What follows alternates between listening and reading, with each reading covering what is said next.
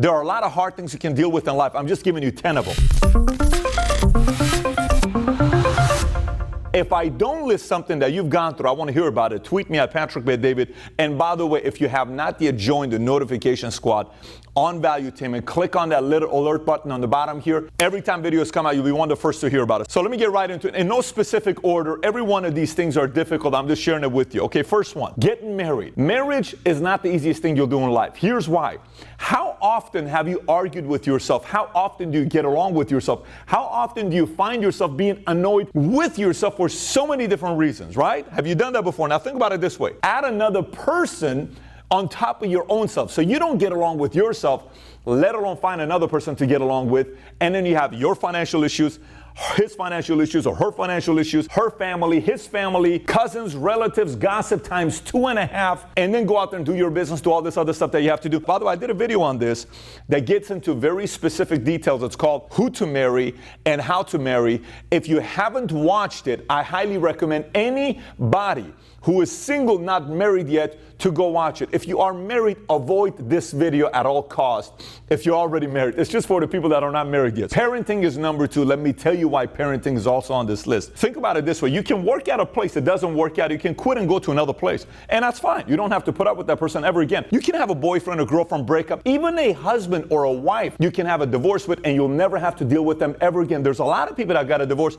haven't seen their ex for 40, 50 years. But if you have a kid, that's permanent. That kid is going to be part of your life forever. If you are somebody who wants to be known as a good parent and you want to do your responsibilities of being a parent, your heart, one is here. If you have one kid, there's another heart that's walking all over the place. If you have 2, 3, you got 3, 4 of them all over the place. And you're always thinking about them. You can be in the middle of an office, you're doing whatever you're doing, you're still thinking about it. You're wondering how they're doing, how's their health, what they're going through, are they doing okay, how they're doing, whatever it is for the rest of your life. Parenting doesn't come with a manual. You kind of have to figure out a way how to parent by itself. You can read all these other books. There's just a lot of surprises that comes on top of that. So it's one of the most difficult things you'll ever do in your life. Number 3, becoming an entrepreneur has got to be one of the hardest things you'll ever do. This is why. You have no idea what it takes to run a business if you've never ran one before. You could have been, I know many great executives, but they were lousy entrepreneurs. I know many great salespeople who were incredible at selling, but they were lousy entrepreneurs. Imagine if you have a personal life and you got a wife and kids and family and a husband, all this other stuff you're handling, right? You got another family that you're running as well that's relying on you to make all the right decisions, to stretch the dollar, to make sure you don't make any bad mistakes that causes the business to go out of business. Half the time,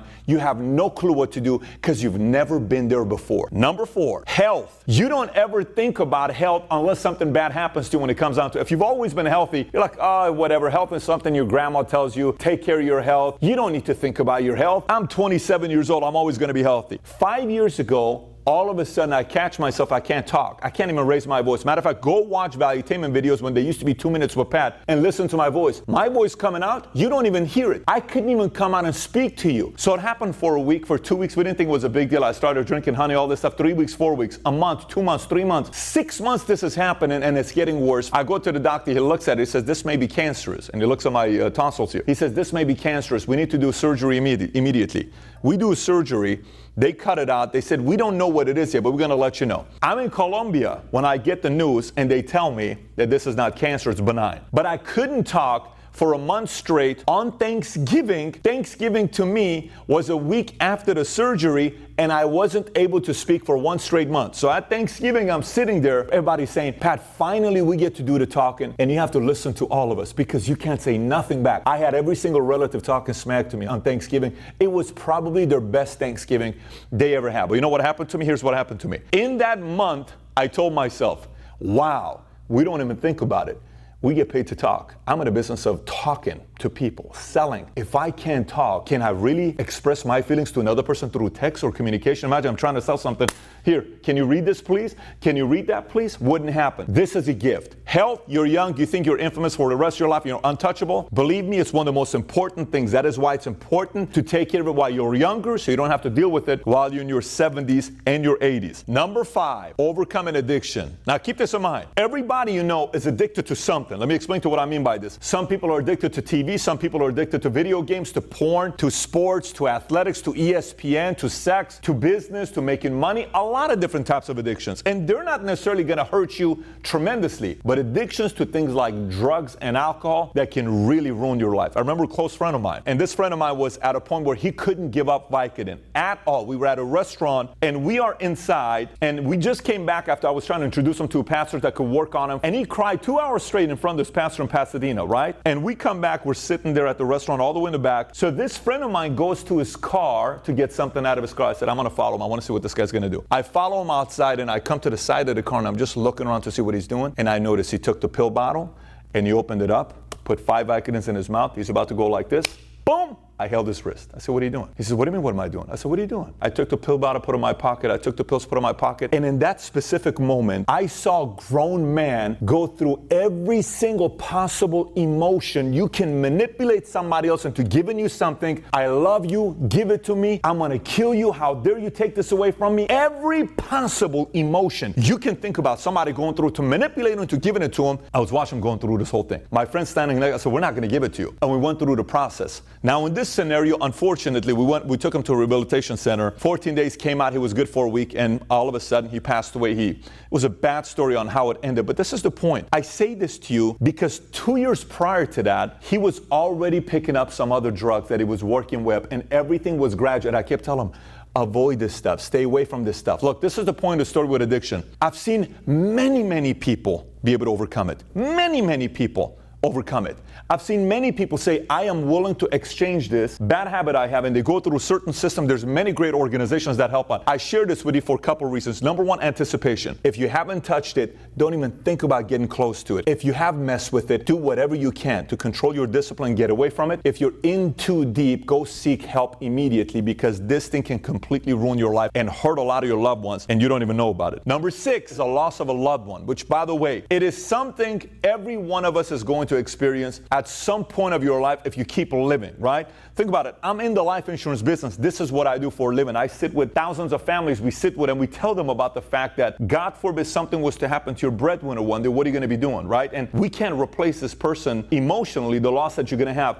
But to make sure we can give you some income or some money for you to be able to take your time mourning for the loss of your loved one, here's why you need a $500,000 policy. That's the business side of it. You know how many times I've heard stories when somebody comes back and they die and nobody expected it and it happened out of nowhere, and they didn't think anything was going to happen, because this can happen to the best of us, right? Many people have experienced it personally, and again, this is why the key is anticipation, to know that every one of these things is possible. If you just kind of look at it and say it'll never happen to our family because we're so young, you got to be prepared for it, both emotionally and financially. Number 7, leaving people behind. And what do I mean by leaving people behind? Listen, whatever you want to do in your life, you got to kind of leave your comfort zone, the friends, the family, the cousins that you hang out with all the time, that know you for who you are, and you're saying, this is who I may be today, but man, I want this life. And for you to do this, you got to leave them behind. Do you know how many friends I had that when I was deciding to go and spread my wings, this was the one line. You ready? Here's a line. Hey, Pat, so have you made your millions yet? Pat thinks he's going to be a millionaire, guys. Where's the millions, huh? I used to see you drive a Ford Expedition. Now you come with a Ford Focus. You are definitely becoming a millionaire. It looks like you're going backwards more than anything. I remember all these stories, every one of them. I went from a big Ford Expedition. I'd go to all the parties. Everybody would go in my car, and we'd go together. I lost everything, $49K in debt, and boom, I pull up in a Ford Focus that I can barely fit in. Everyone would say, this is the guy that's going to be a millionaire. You're the guy that's going to be somebody we should follow and do business with. Give me a flipping break. And I was hated by my friends for 5 years because I had to leave them behind. You want to come with me? Let's go. You don't want to come with me? No problem. I got to go do what I got to do. You ain't never going to pay my bills, and I'm not paying your bills. I got to go do my part, and I have to go out there and do it. It is not an easy thing to do. But if you're watching this, you're going through it. If you truly are serious with the effort backed up to it, go out there and get exactly what you want. Number 8, handling success for the very first time. Now, some people may say, Pat, what do you mean this is difficult? One, the moment you start having success, all eyes on you. Everything is on you. About a small little mistake you made, they tweet about it. Small little thing you say it's off, family frowns upon it. Here's a few other things. So, oh my gosh, I like your nice car. I noticed you bought a nice house. We're really going through some tough times in our family. Can you give us $50,000? Yes, Mom. Yes, Uncle.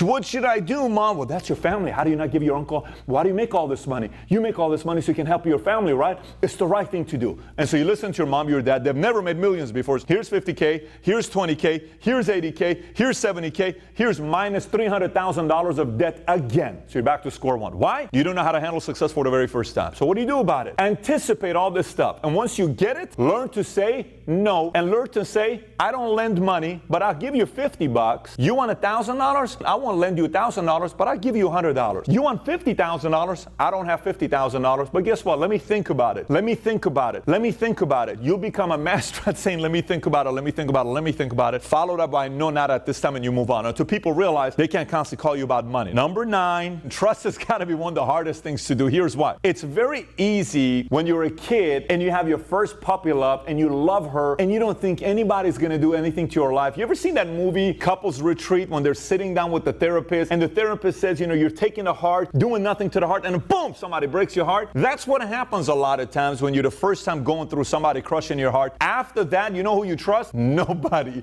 You don't trust your next girlfriend, your next boyfriend. You think everybody is going to take advantage of you. And that rebuilding of trust is a difficult thing. This happens in business, with parents, with family, with mom, with boyfriend, with friends. This happens with everybody. And by the way, probably the best thing that happens to you is somebody that does something to you that makes you lose trust. Why? The sooner it happens, the sooner you'll know signs, the sooner you'll know what things to take a different approach with to prepare in case this does happen. But then eventually you also realize life is about trust. You know, there's a lot of time when we'll sit with people and we're sitting down doing agreements, arrangements. You write it on a piece of paper. You know why you write a piece of paper and put a contract in place in business? Because that person's had an experience that they didn't trust somebody, and the other person has as well, and they say, listen, I don't want to have to go through this with you ever again or anybody. If you want to just put on contract, yeah, we're good to go. Let's get to work. Very simple. This is going to happen in business. It is going to happen in life. But if you anticipate it and you have ways to protect it, you're good to go. And last but not least, number 10, massive failure. Listen, I experienced this at the highest level in business early on because I went up and I was the one everybody was talking about, and then boom, I had a big fall. Such a fall that it completely messed with me to the point where I was hiding from the world for 1 month. I didn't want to leave the house. I don't want to talk to anybody. I don't want to pick up calls. I didn't want anybody to see my face. My facial hair was growing. I wasn't wanting to see anybody. I was just accumulating debt over debt over debt. And so when this happened, I had to figure out a way how to make a comeback. Matter of fact, I did a video once called How to Make a Comeback as an Entrepreneur. If you are going through this right now and you want to find out more specifically how to get out of it, click on the link below to watch that video. That video is specifically made for you. In closing, listen, none of this stuff is exciting. No one wakes up in the morning saying, I would like to experience one of these hard things in 2018. Nobody does. But in reality, millions of people do on a daily basis. And this is why I used one word, and that is anticipation. The key is anticipation. Look, take every one of these things. We're going to give you a PDF. If you click on a link below, there's a PDF. When you print out that PDF, you go through top 10. What I want you to write down next to every single one of these hard things that hasn't happened to you yet, maybe, or it has happened to you, but if it does happen to you, what can you do to anticipate and prepare for it and prevent it? What is it that you can do? Make a list of it and then make that your plan of action to make sure you don't experience these 10 things. And if you do experience it, you're prepared for it, because the entire key, again, is anticipation. Having said that, you got any questions? Send me a tweet at Patrick B. David regarding today's episode. And if you haven't yet subscribed to this channel, click on the subscribe button right down here. We're getting close to 1 million subs. We're about to have our first live Valuetainment conference where everybody around the world is getting together. I'm getting so many